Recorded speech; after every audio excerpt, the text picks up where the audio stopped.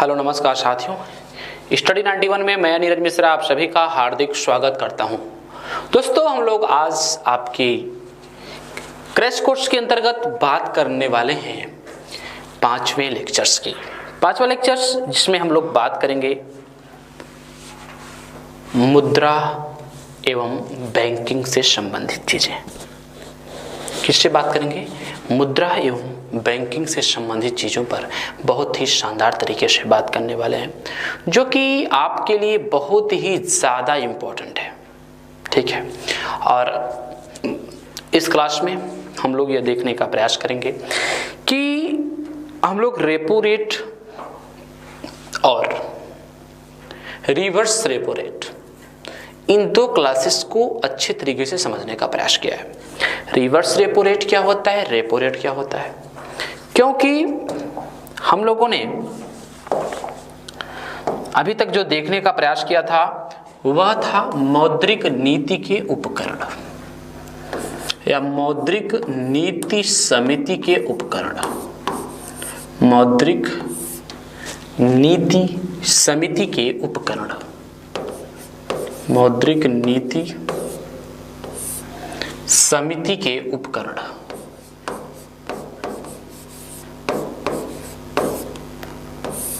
मौद्रिक नीति समिति के उपकरण। ठीक है, तो मौद्रिक नीति समिति के उपकरणों में कुल 6 उपकरण मैंने आपको बताए थे। कितने उपकरण बताए थे? 6 उपकरण बताए थे। 6 उपकरण मतलब कौन कौन से? तो एक बार थोड़ा सा मूव ऑन कर लीजिए ताकि आपको सारी चीज़ें पता हो जाए फिर से। हालांकि कल ही आपने को देखा है, तो बहुत ही कम समय में repo rate, reverse repo rate,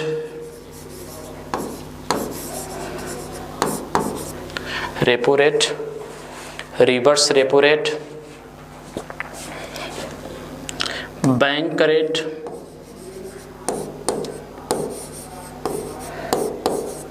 bank rate, CRR, क्या CRR, SLR and open market operation, OMO। इतनी सारी चीजें हो चुकी हैं और अब हम लोग इसमें से मैं आपको बताना चाहूं तो हमने रेपो रेट और रिवर्स रेपो रेट, ये 2 चीजें आपके लिए कंप्लीट कर रखी हैं और आपको इसको बहुत ही शानदार तरीके से मैंने समझाने का भी प्रयास किया है। अब हम लोग जो बात करेंगे आज वह बैंक रेट पर बात करेंगे। बैंक रेट या बैंक दर आखिर होता क्या है, इस पर बहुत ही शानदार तरीके से चर्चा होगी। बैंक रेट या इसी को बोलते हैं हिंदी में बैंक दर। बैंक रेट या बैंक दर। अब ये क्या है सर, एक कैसे आप इसको डिस्क्राइब करने का प्रयास करेंगे? तो बैंक दर या बैंक रेट आखिर है क्या? तो दोस्तों, इसमें भी दर शब्द छिपा हुआ है। इसमें भी कौन सा शब्द छिपा हुआ है? दर शब्द छिपा हुआ है। दर का मतलब है कि यह है क्या? यह भी एक ब्याज का दर है। यह क्या है? यह भी एक ब्याज का दर है। लेकिन इसको थोड़ा डिटेल में समझेंगे तब जाकर के समझ में आएगी। मैंने आपको रेपो रेट पढ़ाया था, आपको याद होगा। मैंने आपको रेपो रेट पढ़ाया था कि सभी बैंकों को अपनी न्यूअल मांग समय सभी बैंकों को वह दर जिस पर आरबीआई वाणिज्यिक बैंकों को अल्पकाल के लिए ऋण देता है, उसको रेपो रेट कहा जाता है। वह दर जिस पर आरबीआई वाणिज्यिक बैंकों को अल्पकाल के लिए ऋण देता है उसको रेपो रेट कहा जाता है। ये भी यहाँ पर सेम प्रोसेस है, लेकिन यहाँ पे जो लोन दिया जाता है वह दीर्घ काल के लिए यानी लंबे समय के लिए दिया जाने वाला ऋण है। यानी वह दर जिस पर आरबीआई अनुसूचित एवं वाणिज्यिक बैंकों को दीर्घ अवधि के लिए ऋण देता है उसे रेपो रेट कहा जाता है। तो आइए उसे बैंक रेट कहा जाता है। तो लिख लीजिएगा, वह दर जिस पर आरबीआई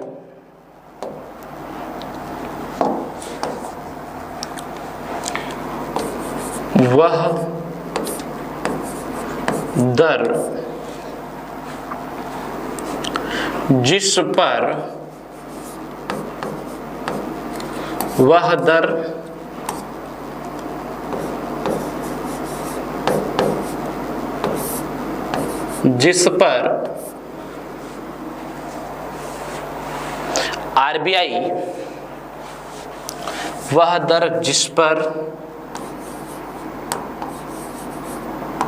आरबीआई वाणिज्यिक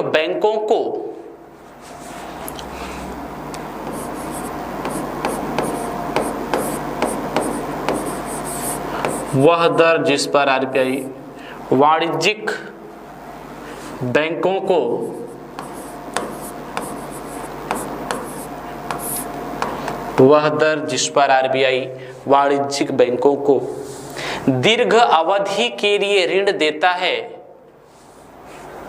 वाणिज्यिक बैंकों को दीर्घ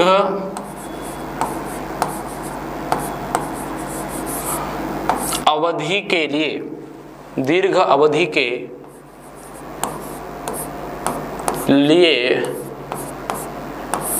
ऋण देता है, वह दर जिस पर आरबीआई वाणिज्यिक बैंकों को दीर्घ अवधि के लिए ऋण देता है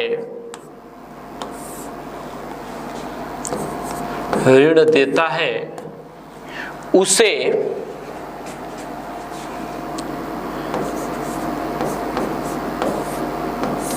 वह दर जिस पर आरबीआई वाणिज्यिक बैंकों को दीर्घ अवधि के लिए ऋण देता है उसे बैंक दर कहा जाता है। उसे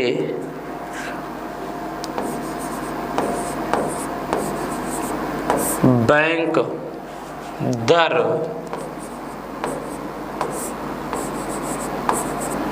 कहा जाता है। मतलब आपको समझ में आ गया कि बैंक दर और रेपो रेट में कुछ खास अंतर नहीं होता, लेकिन हाँ दोनों में थोड़ा मतलब है, अधिक समय के लिए और कम समय के लिए, अल्प अवधि के लिए और दीर्घ अवधि के लिए, यानी दोनों में थोड़ा सा मार्मिक अंतर है जो आपको चीजों को समझना पड़ेगा। समझ गए ना? तो सभी बैंक आरबीआई से दीर्घ अवधि के लिए जो जिस ऋण पर या जिस ब्याज दर पर दीर्घ अवधि के लिए ऋण लेते हैं उसी को बैंक रेट कहा जाता है। अब आइए हम लोग बैंक दर में वृद्धि करके चीजों को देखने का प्रयास करते हैं। क्या करते हैं? बैंक दर में वृद्धि करके चीजों को देखने का प्रयास करते हैं।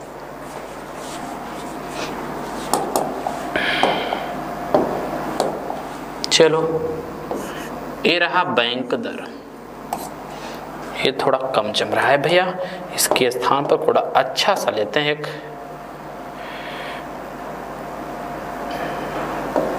चलो, ये रहा बैंक दर।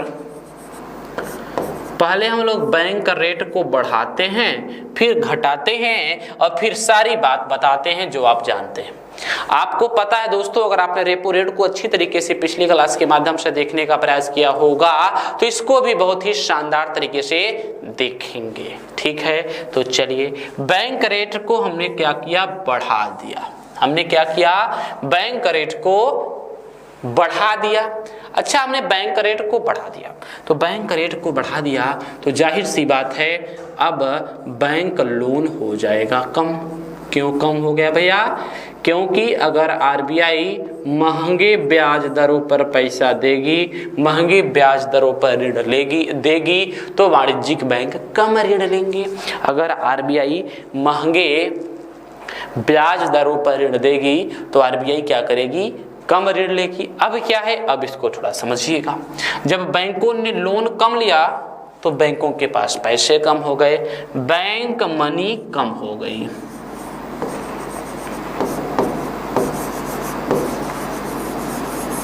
क्या हुआ? बैंक मनी कम हो गई।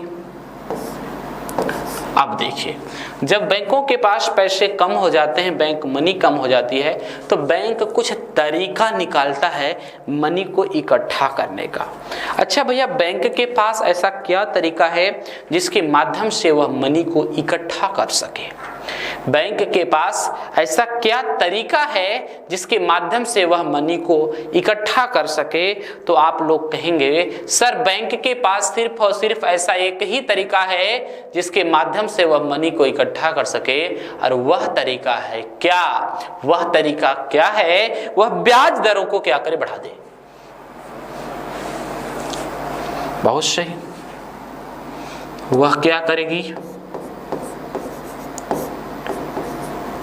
इंटरेस्ट को बढ़ा देगी। जैसे ही बैंक ब्याज दर को बढ़ाएगी, तो ब्याज दर दो प्रकार से होते हैं बाबू, एक जमा ब्याज दर, एक ऋण ब्याज दर। समझ में आया ना? ब्याज दर दो प्रकार से होते हैं, एक जमा ब्याज दर, एक ऋण ब्याज दर। तो क्या होगा? ब्याज दर के बढ़ने से जमा ब्याज तो बढ़ जाएगा, यानी पब्लिक डिपॉजिट बढ़ जाएगी। हम आप क्या करेंगे? बैंकों में पैसा जमा करना शुरू कर देंगे ज्यादा। क्यों? क्योंकि ब्याज मिल रहा है, ज्यादा मिल रहा है तो ज्यादा जमा करेंगे, कम मिलता तो कम जमा करते।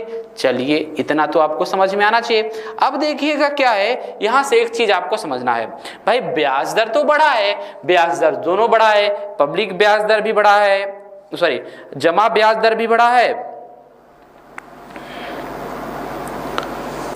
और ऋण ब्याज दर भी बढ़ा है। जमा ब्याज दर और ऋण ब्याज दर दोनों बढ़ा है। तो अब एक समस्या यहां पर हमारे सामने आती है, हमारे सामने एक समस्या आती है दोनों ब्याज दर के बढ़ने के समय में। समस्या क्या आती है कि पब्लिक डिपॉजिट तो बढ़ गया लेकिन पब्लिक लोन कम हो गया, पब्लिक लोन कम हो गया। एक तरफ जो पैसा घर में था वह सब जमा कर दिया, कहां पर?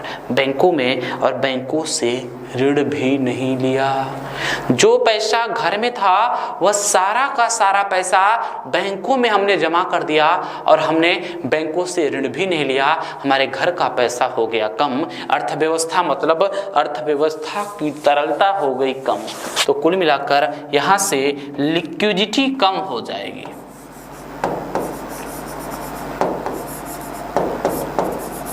यहां से लिक्विडिटी यानी तरलता हो जाएगी कम, तरलता खल्लास, तरलता कम। अच्छा, तरलता कम जैसे ही हो जाएगी भैया तो तुरंत मांग कम हो जाएगी, यानी डिमांड कम हो जाएगी। तरलता के कम होने से डिमांड कम हो जाती है, तरलता के कम होने से डिमांड कम हो जाती है। अब क्या है? डिमांड के कम होने से, डिमांड के कम होने से प्रोडक्शन कम हो जाता है। भैया आप बताओ, मैंने आपको पिछली क्लास में बताया था जब आप रोटी कम खाना शुरू कर देंगे तो क्या आप क्या कहेंगे? आपके पास आप रोटी ज्यादा बनाएंगे? नहीं भैया, रोटी कम खाना शुरू करेंगे तो रोटी कम बनाएंगे। यानी अगर डिमांड कम होगी तो प्रोडक्शन का संबंध मतलब इंडस्ट्री कम हो जाएगी ना। प्रोडक्शन का मतलब इंडस्ट्री कम हो जाएगी, इंडस्ट्री कम हो जाएगी। अच्छा, इंडस्ट्री कम हो जाएगी, इसका मतलब क्या कम होगा? रोजगार कम हो जाएगा। बिल्कुल सही बात, रोजगार की मात्रा कम हो जाएगी, रोजगार कम हो जाएगा। इंडस्ट्री कम हो जाएगा तो रोजगार कम हो जाएगा। इंडस्ट्री कम तो रोजगार कम। रोजगार कम होने की स्थिति में क्या होगा? रोजगार कम होगा तो भैया देश की प्रति व्यक्ति आय कम होगी, देश की पर कैपिटा इनकम कम होगी। और पर कैपिटा इनकम कम होने से तात्पर्य यह है कि पर कैपिटा इनकम के कम होने से तात्पर्य यह है कि सकल मांग में आएगी कमी। क्या आएगी? डिमांड में आएगी कमी। डिमांड में जब कमी आएगी तो वस्तुओं एवं सेवाओं की कीमतों में होगी कमी। मांग के हिसाब से अगर किसी भी वस्तु या सेवा की मांग में कमी आती है, ध्यान दीजिएगा, मांग के नियम के अनुसार अगर किसी भी वस्तु या सेवा की मांग में कमी आती है तो उसकी कीमत भी कम हो जाती है। तो जैसे ही हमने डिमांड को कम किया, डिमांड कम होने की स्थिति में क्या होता है? आपका मांग कम होगा, वस्तुएं कम होंगी, कीमत कम होगी, और कीमत कम होने को इकोनॉमी की भाषा में डिफ्लेशन कहा जाता है। याद रखिएगा, आने वाला चैप्टर आपका डिफ्लेशन और इन्फ्लेशन का ही है। मंदी क्या होगी? मंदी। और मंदी को इकोनॉमी की भाषा में हिंदी में बोलते हैं मुद्रा अवस्फीति। क्या बोलते हैं? मुद्रा अवस्फीति बोलते हैं। और मुद्रा अवस्फीति के स्थिति में वैल्यू ऑफ मनी ज्यादा होगी। बोलो हाँ या ना? तो आप कहेंगे हाँ, क्योंकि सर आपने बढ़ाया है कि अगर वस्तु सस्ती मिल रही है इसका मतलब मुद्रा की वैल्यू बढ़ गई। क्या है? मुद्रा की वैल्यू बढ़ गई। कैसे बढ़ गई ये भी मैंने आपको बताया है। अगर कोई काम पहले आपका 15 रुपए में होता था और अब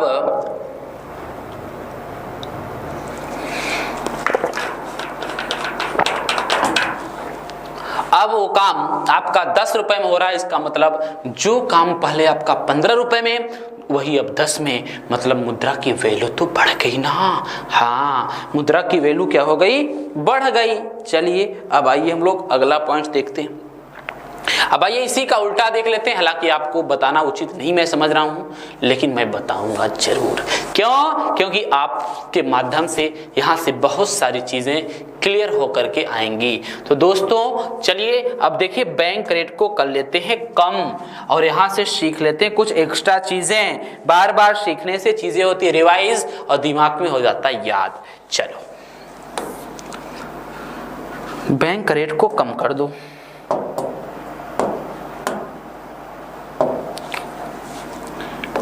ये रहा बैंक रेट।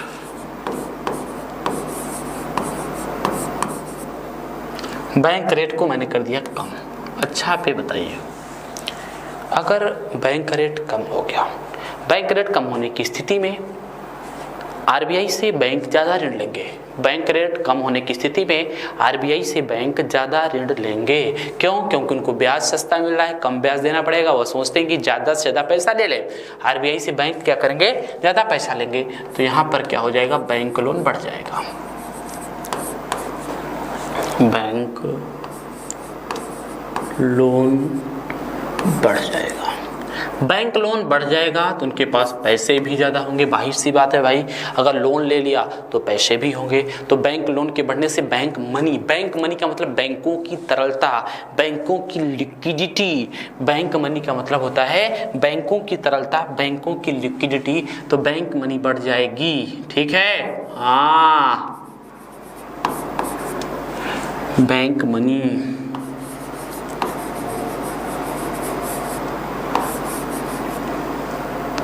बढ़ जाएगी। अच्छा ये बताइए, जब बैंकों के पास पैसे ज़्यादा हो गए तो उन पैसों का इन्वेस्ट करने के लिए क्या करेंगे? ब्याज दरों को कम कर देंगे। जब बैंकों के पास पैसे ज़्यादा होंगे तो बैंक उन पैसों को इन्वेस्ट करने के लिए अपने ब्याज दरों को कम कर देंगे। क्या कर देंगे? अपने ब्याज दरों को कम कर देंगे। बोलो समझ में आया ना?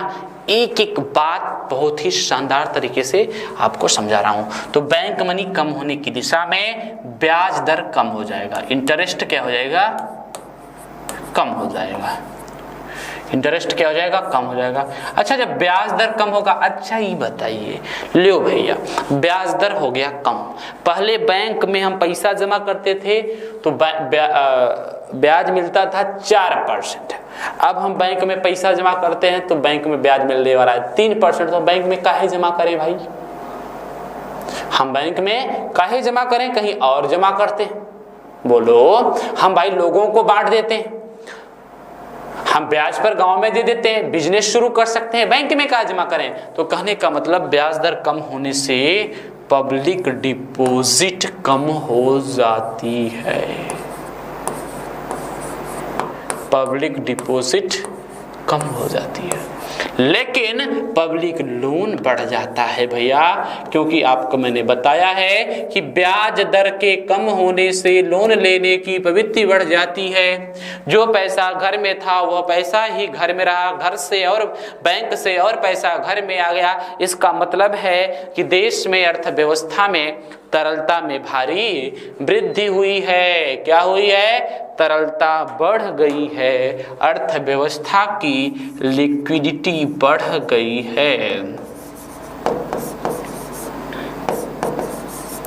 अर्थव्यवस्था की लिक्विडिटी बढ़ गई है। अब देखिए यहां से कुछ चीजें मिलेंगी।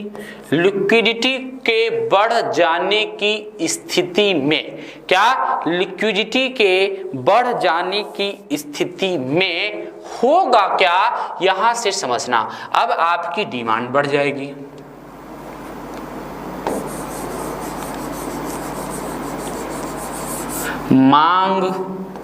मांग के बढ़ने से प्रोडक्शन,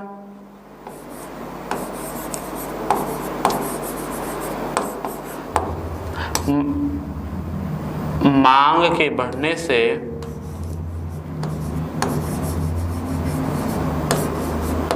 प्रोडक्शन बढ़ जाएगा, प्रोडक्शन के बढ़ने से मतलब इंडस्ट्री बढ़ जाएगी,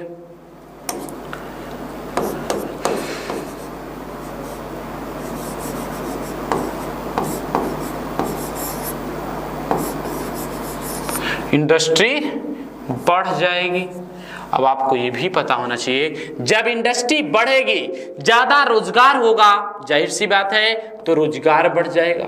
अब ये बताइए दोस्तों, अगर देश में रोजगार के मात्रा में वृद्धि हो रही है तो देश के पर कैपिटा इनकम में भी भयानक वृद्धि होगी, देश के पर कैपिटा इनकम में भी भयानक वृद्धि होगी, पर कैपिटा इनकम में भी भयानक वृद्धि होगी, पर कैपिटा इनकम में क्या होगी, वृद्धि होगी। पर कैपिटा इनकम में वृद्धि होगी, हाँ, तब तो समग्र मांग फिर से बढ़ जाएगी। यार डिमांड हो गई ज्यादा, अब यहाँ पर डिमांड जब ज्यादा हो गई तो मांग के नियम के अनुसार वस्तुओं एवं सेवाओं की कीमतों में वृद्धि होना निश्चित है। मांग बढ़ने से वस्तुओं एवं सेवाओं के कीमतों में वृद्धि होना निश्चित है, मतलब यहाँ पर होगा इन्फ्लेशन, यहाँ पर होगा इन्फ्लेशन। इन्फ्लेशन को सामान्य बोलचाल की भाषा में कहते हैं महंगाई। क्या कहते हैं, महंगाई। और महंगाई को इकोनॉमी की भाषा में क्या बोलते हैं भैया, तो महंगाई शब्द को हिंदी में ही इकोनॉमी की भाषा में कहा जाता है मुद्रास्फीति। मुद्रास्फीति क्या कहते हैं, मुद्रास्फीति कहा जाता है। इतना तो आपको समझना पड़ेगा, मुद्रास्फीति कहा जाता है। अब देखिए क्या है, मुद्रास्फीति के स्थिति में value of money, value of money, value of money बढ़ जाएगा, घट जाएगा। मुद्रा की वैल्यू क्या होती है, घट जाती है। मुझे पता था कि सब यही कहने वाले हैं कि सर बढ़ जाएगा बढ़ जाएगा। काहे को बढ़ जाएगा यार, मुद्रास्फीति की वैल्यू घट जाएगी। अब देखिए दोस्तों, हमने रेपो रेट पढ़ लिया, हमने रिवर्स रेपो रेट पढ़ लिया, हमने बैंक रेट पढ़ लिया। अब हम लोग CRR के बारे में पढ़ेंगे जो कि बहुत ही इंपॉर्टेंट है। यहां चीजें आपको एक बार अगर माइंड में समझ में आ गई तो ठीक है, नहीं मैं दोबारा आपको भी समझाने का प्रयास करूंगा। चलिए देखते हैं CRR होता क्या है। Cash reserve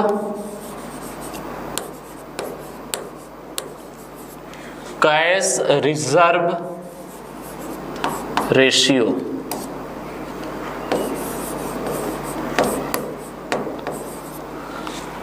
cash reserve ratio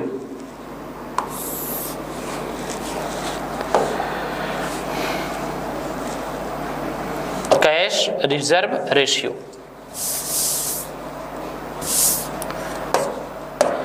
दोस्तों, इसको हिंदी में शॉर्टकट में CRR भी कहा जाता है। और कैश का मतलब होता है नगद, रिजर्व का मतलब होता है आरक्षित, रेशियो का मतलब होता है अनुपात। तो नगद आरक्षित अनुपात को ही कैश रिजर्व रेशियो कहा जाता है। नगद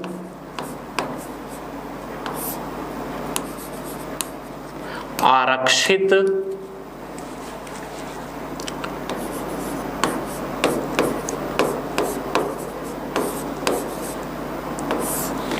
नगद आरक्षित अनुपात।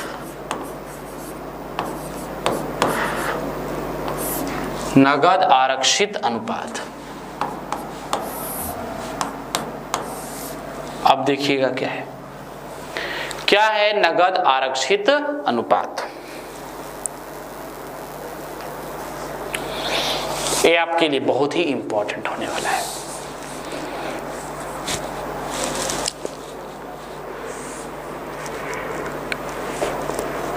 देखिए, पहले इसकी डिफिनीशन मैं लिखूंगा, उसके बाद एक एक शब्द के बारे में बताऊंगा। बिना डिफिनीशन लिखे आप इसको नहीं समझ पाएंगे। सभी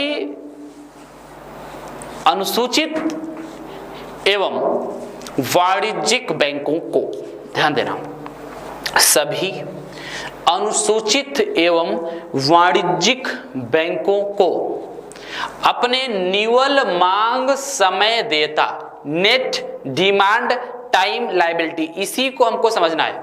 अपने निवल मांग समय देयता का कुछ प्रतिशत हिस्सा, अपने निवल मांग समय देयता का कुछ प्रतिशत हिस्सा RBI के पास जमा करना होता है, जिसे नगद आरक्षित अनुपात कहा जाता है। तो दोस्तों, हम यह समझने का प्रयास करेंगे कि निवल मांग समय देयता आखिर होता क्या है। क्या देखेंगे, आखिर निवल मांग समय देयता होता क्या है, तभी जाकर के हमको यहां से चीजें समझ में आएंगी। ध्यान देना। तो ये डिफाइन करते हैं, इसको लिख लेते हैं, फिर एक एक चीज यहां से आपको समझाते हैं। सभी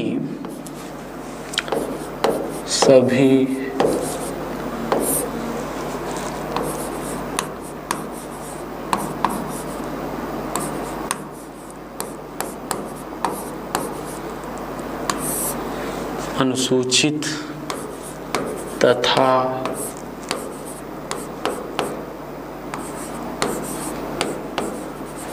सभी अनुसूचित तथा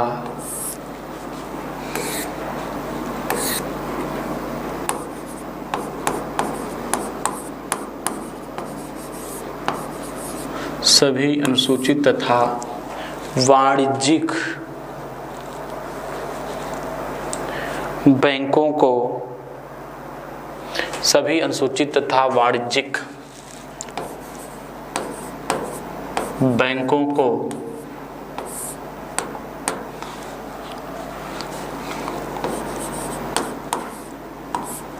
अपने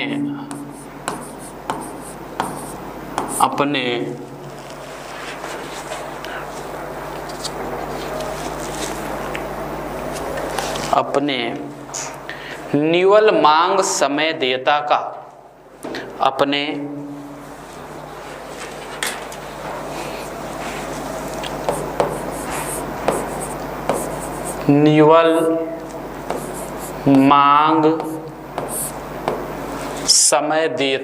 निवल मांग समय देयता, इसको इंग्लिश में लिखते हैं नेट डिमांड टाइम लायबिलिटी। निवल मांग समय देयता होना चाहिए ना, तो नेट डिमांड टाइम लायबिलिटी, निवल मांग समय देयता मतलब net demand time liability.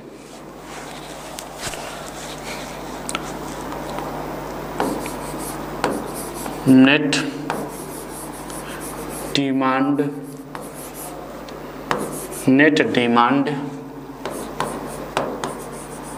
Time liability, net demand time liability. ध्यान दीजिएगा, सभी अनुसूचित एवं वाणिज्यिक बैंकों को अपने निवल मांग समय देयता का कुछ प्रतिशत हिस्सा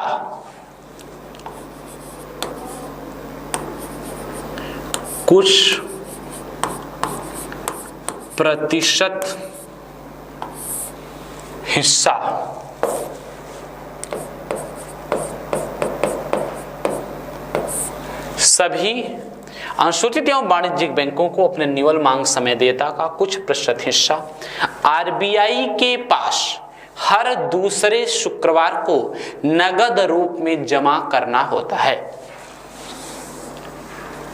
हिस्सा आरबीआई के पास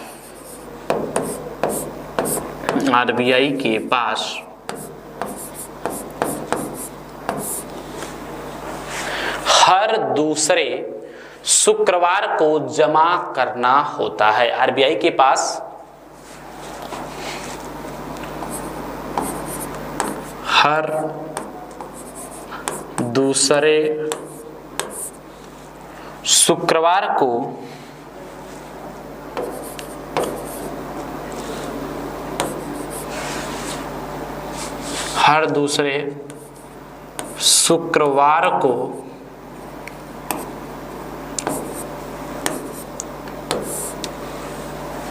आरबीआई के पास हर दूसरे शुक्रवार को जमा करना होता है।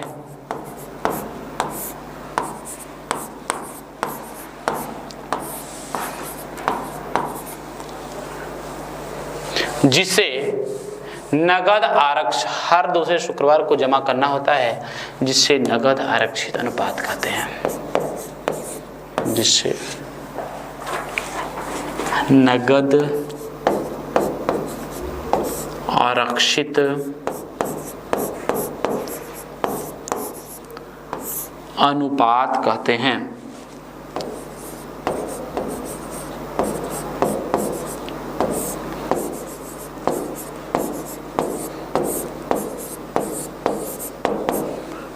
क्या कहते हैं?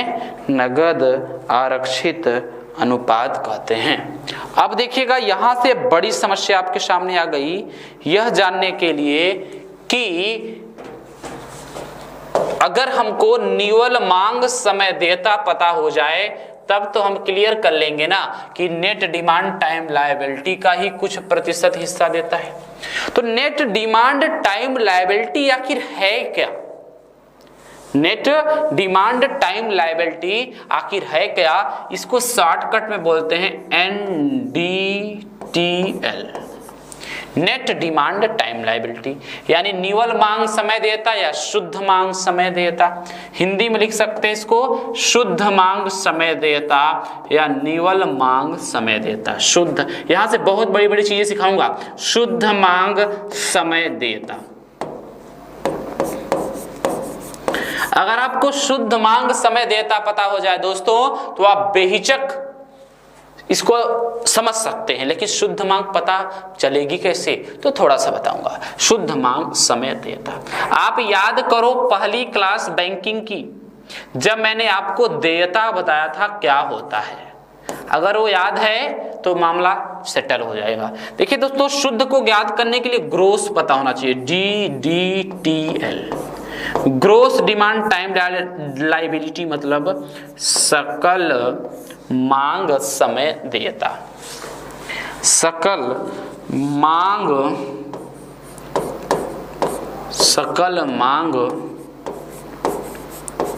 समय देयता, सकल मांग समय देयता यानी ग्रोस डिमांड टाइम लायबिलिटी। अब इसको सब कुछ भूल जाओ, सारी कहानी भूल जाओ कि लिखा क्या है क्या चाहिए। थोड़ा सा धैर्य से एक चीज सुनो जो मैं आपको सुनाने वाला हूं, और उसको सुन लोगे सारा मामला सेटल हो जाएगा। देखो क्या है, ये होता है बैंक।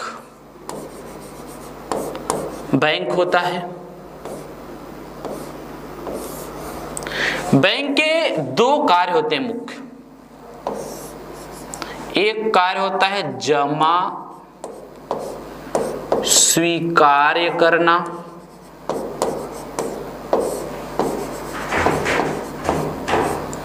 दूसरा कार्य होता है ऋण देना। ऋण देना अभी के अभी समझ में आ जाएगा तुरंत, एक एक बस बिल्कुल थोड़ा सा भी डिस्ट्रैक्ट मत होना, डिस्टर्ब मत होना, एकदम दृढ़ संकल्पित माइंड से अपने मोबाइल या स्क्रीन पर निगाह जमाए रखना। बैंक के दो कार्य होते हैं, जमा स्वीकार्य करना और ऋण देना। दोस्तों, जो पैसा बैंक में जमा होता है उस पर बैंक क्या करता है, ब्याज देता है, ब्याज देता है। और जो पैसा बैंक ऋण देता है उससे बैंक क्या करता है, ब्याज लेता है, ब्याज लेता है। अब देखिए यही मामला सेट होगा। जिस पैसे पर बैंक ब्याज देता है वह उसका दायित्व है, यानी वह उसकी देयता कहलाती है।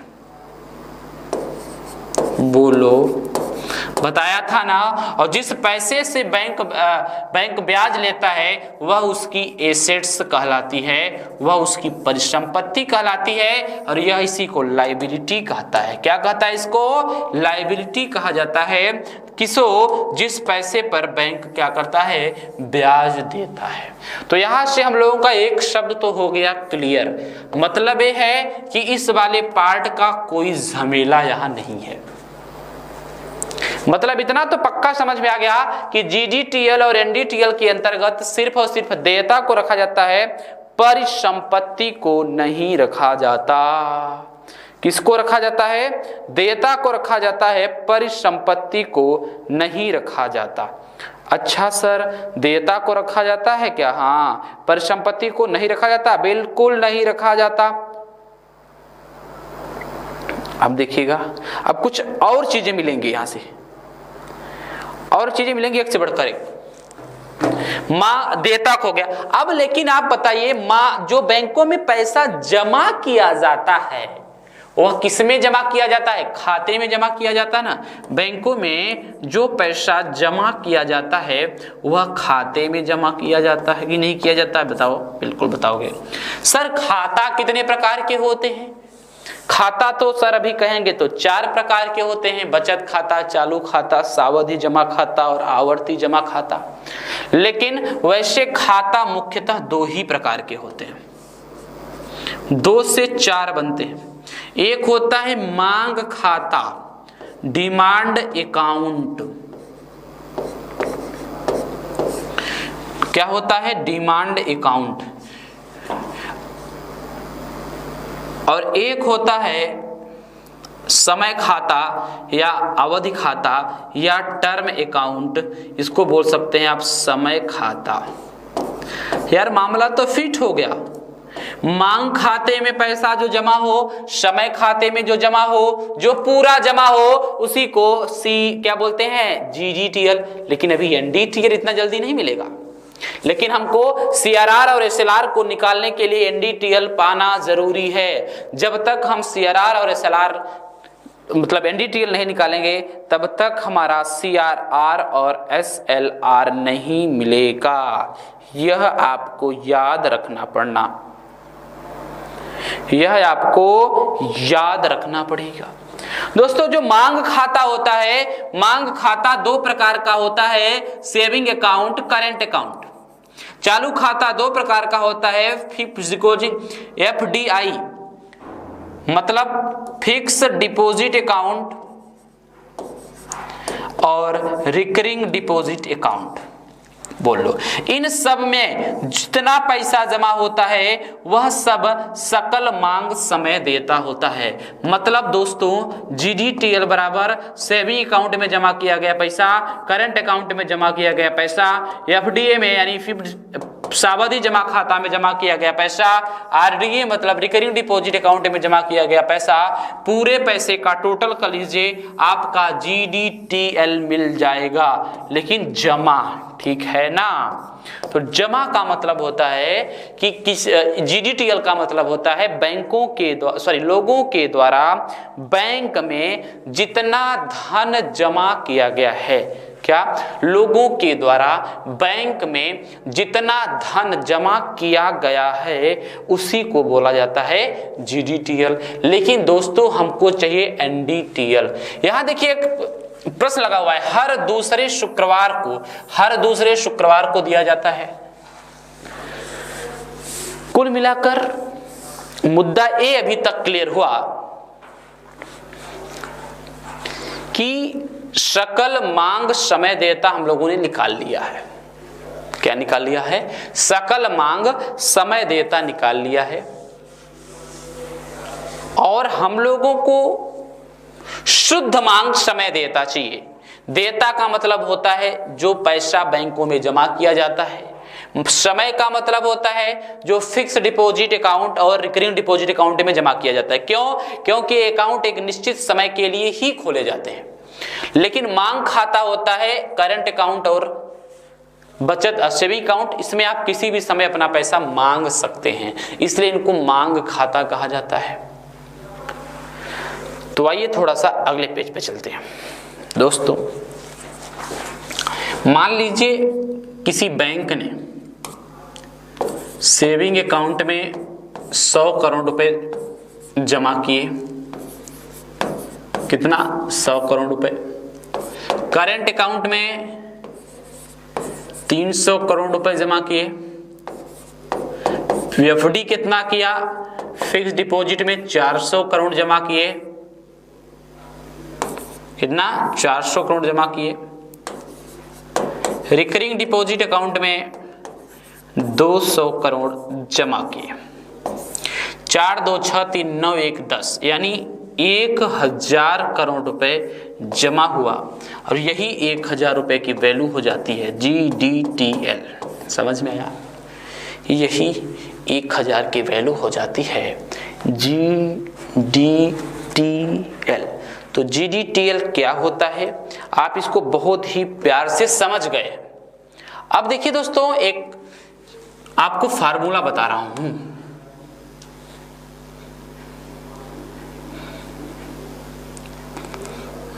NDTL बराबर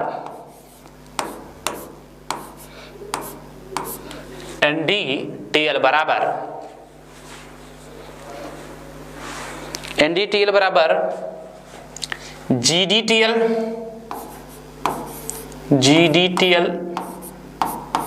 प्लस ब्याज उस 14 दिन का माइनस निकासी।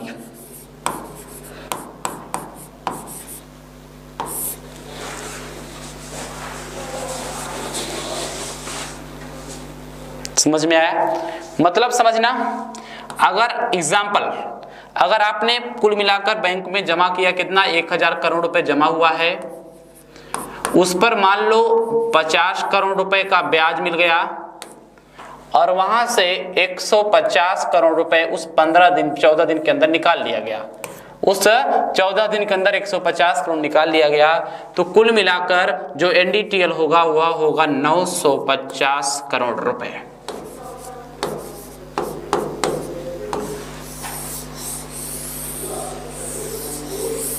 एनडीटीएल कितना होगा? 950 करोड़ रुपए।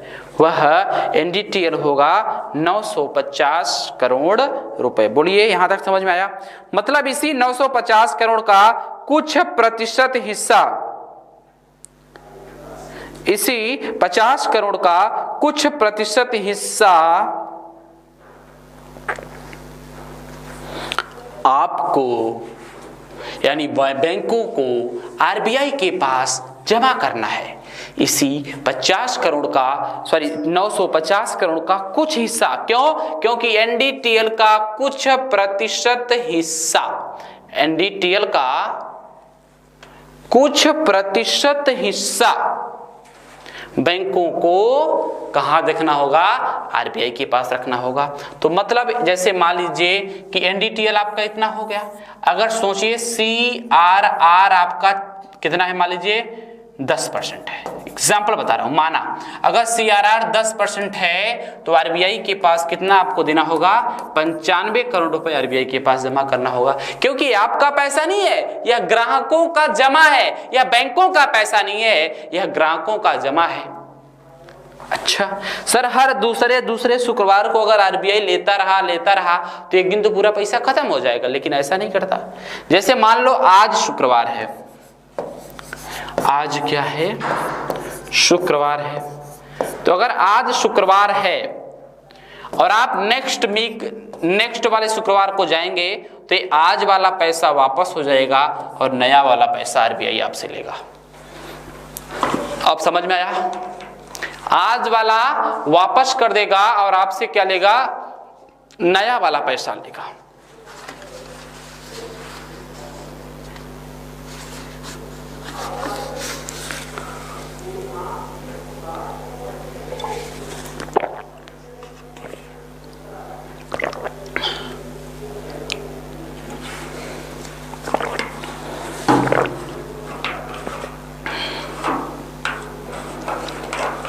अब देखो, अब क्या है? अब यहीं पर अगर सीआरआर बढ़ जाए, अब यहां पर क्या था भैया कि बैंकों के पास कितने पैसे बचे थे? एग्जाम्पल के तौर पर ले रहा हूं ना, तो बैंकों के पास बच गए थे 95 करोड़ दिया था तो 855 करोड़ बच गए थे, 855 करोड़। लेकिन अगर यही सीआरआर 20% होता तो पैसे कम हो जाते, और यही सीआरआर अगर कम होता तो पैसे ज्यादा बच जाते। यही आपको समझना है, यही आपको समझना है। तो आप एक चीज यहां से ध्यान दीजिएगा। अब यहां से जो आपने समझा था कि सभी बैंकों को अपने एनडीटीएल का कुछ प्रतिशत आरबीआई के पास, कुछ प्रतिशत का मतलब होता है जो आरबीआई निर्धारित करे। देखिए इसको मैं इसलिए नहीं बता रहा हूं क्योंकि हर दो महीने में मॉनेटरी पॉलिसी कमेटी की होती है बैठक। कब? हर दो महीने में मॉनेटरी पॉलिसी कमेटी की बैठक होती है, और उस बैठक में वह इसको क्या कर सकता है? संशोधित कर सकता है, कम या ज्यादा कर सकता है। इसीलिए संशोधित कर सकता है, कम या ज्यादा कर सकता है, इसीलिए यह आपको स्थायी याद नहीं करना, इसके एप्लीकेशन से याद करने हैं। समझ में आया ना? अब देखिएगा, आपको एक चीज तो क्लियर हो गई कि अगर सीआरआर ज्यादा हो जाए तो बैंक मनी कम होती है। क्यों? क्योंकि बैंकों को आरबीआई के पास ज्यादा पैसा रखना होता है। सीआरआर ज्यादा होने से बैंक मनी कम हो जाती है, और सीआरआर कम होने से बैंक मनी ज्यादा हो जाती है। सीआरआर कम होने से बैंक मनी ज्यादा हो जाती है।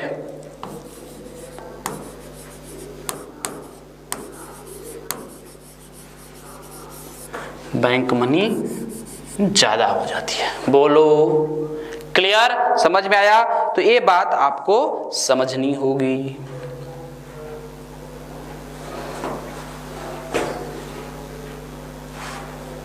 समझ में आया ना? आप देखिए क्या है, आइए थोड़ा सा एप्लीकेशन बताते हैं। CRR को बढ़ा करके देख लो ना, CRR को बढ़ाओ, CRR को आपने बढ़ाया, आप ये बताइए अगर CRR के पास CRR बढ़ा तो CRR बढ़ने से RBI की डिपॉजिट बढ़ जाएगी, बोलिए यस और नो? CRR बढ़ने से RBI की डिपॉजिट बढ़ जाएगी, यस और नो? बढ़ जाएगी। RBI को ज्यादा पैसे चाहिए ना, सॉरी बैंक डिपॉजिट, तो बैंक डिपॉजिट बढ़ जाएगी, बैंक RBI को ज्यादा पैसा जमा कर देंगे। अच्छा है बताइए, अगर बैंक डिपॉजिट ज्यादा हो गई तो बैंकों ने RBI को ज्यादा पैसा दे दिया तो बैंकों के पास पैसे कम,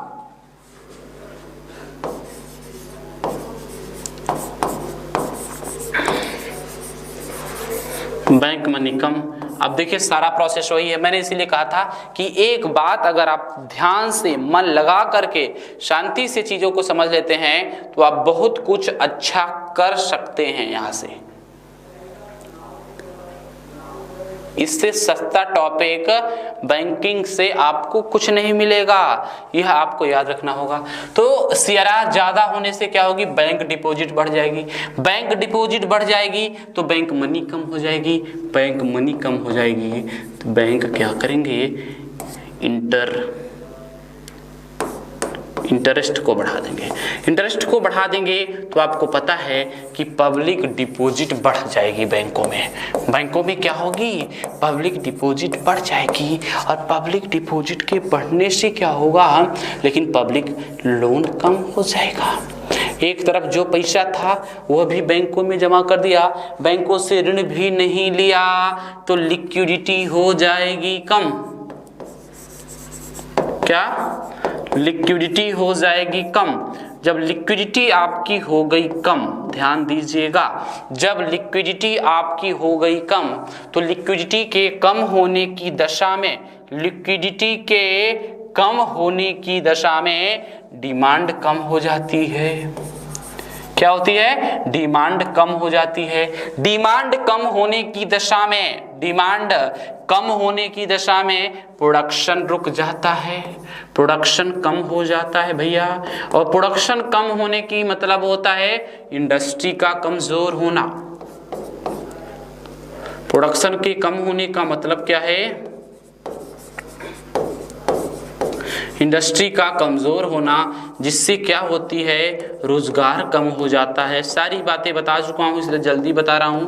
रोजगार कम होता है तो देश की पर कैपिटा इनकम कम हो जाती है, जिससे आपकी डिमांड कम हो जाती है। क्या होती है? डिमांड कम हो जाती है और डिफ्लेशन की स्थिति आ जाती है। किसकी स्थिति आ जाती है? डिफ्लेशन यानी मंदी की स्थिति आ जाती है। और मंदी मतलब मुद्रा अवस्फीति, मंदी मतलब मुद्रा अवस्फीति। दोस्तों मुद्रा अवस्फीति की स्थिति में, मुद्रा अवस्फीति के स्थिति में आपको एक काम करना होता है। वह काम ये है कि यहाँ पर वैल्यू ऑफ मनी आपकी बढ़ जाती है, वैल्यू ऑफ मनी बढ़ जाती है क्योंकि चीजें हो गई महंगी, और चीजें हो गई सस्ती, और अगर सस्ती हो गई तो मतलब आपकी मुद्रा की वैल्यू बढ़ गई, आपके मुद्रा की वैल्यू बढ़ गई। इसी के हिसाब से पूरी बैंकिंग प्रक्रिया चलती हैं जो आप देख पा रहे हो। अच्छा इसी का उल्टा कर दो, अगर आप क्या करो, CRR को कम कर दो तो क्या होगा भाई? RBI ने क्या किया, CRR को घटा दिया। RBI ने क्या कर दिया, CRR को घटा दिया। देखिए कैसे, CRR को कर दिया कम तो बैंक डिपॉजिट कम, बैंकों को पैसा कम जमा करना पड़ेगा, बैंक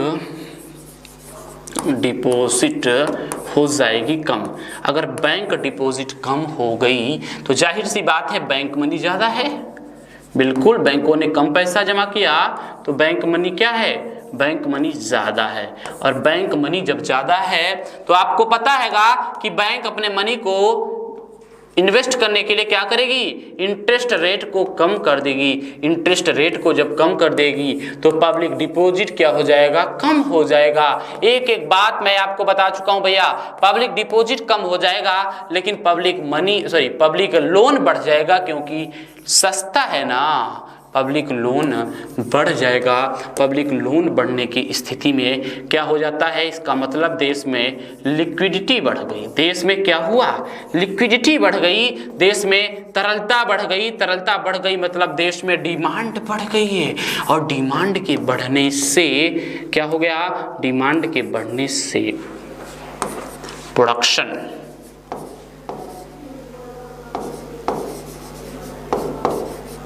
प्रोडक्शन बढ़ गया।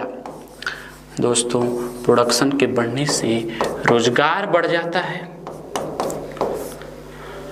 प्रोडक्शन के बढ़ने से रोजगार बढ़ जाता है, और रोजगार के बढ़ने से पर कैपिटा इनकम बढ़ जाती है। पर कैपिटा इनकम के बढ़ने से फिर मांग बढ़ती है, और मांग के बढ़ने से होता है इन्फ्लेशन। इन्फ्लेशन का मतलब मुद्रास्फीति। मांग के बढ़ने से क्या होता है, इन्फ्लेशन होता है। इन्फ्लेशन का मतलब होता है मुद्रास्फीति हो जाना। क्या हो जाना, मुद्रास्फीति हो जाना, मतलब महंगाई। समझ में आया? तो इतनी सारी चीजें आपने देखने का प्रयास किया। मैंने आपको बता दिया कि CRR क्या होता है, SLR क्या होता, SLR भी नहीं बताया हूं, SLR मैं आपको अगले टॉपिक में बताऊंगा।